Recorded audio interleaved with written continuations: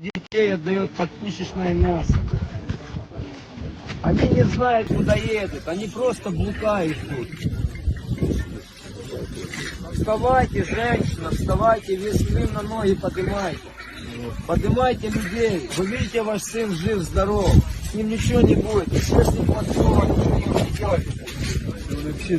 Вставайте, поднимайтесь народом, перекрывайте трассы, дороги, мосты. Все делайте, чтобы забирали войска, молодых солдатов.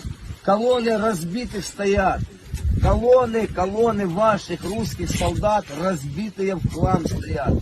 Забираются, пускай уходят пацаны. Он ни за что попал. Он пришел, он даже не знал, зачем он шел. Сюда, к нам. Они идут по старых картам, и они блукают. Наташ, все хорошо, Наташ, слышите? Все, говори, мама, говори.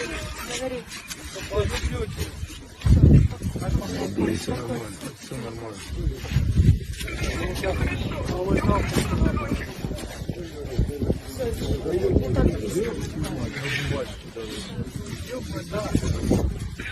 Все, Наташа, вам удачи с Богом, все хорошо.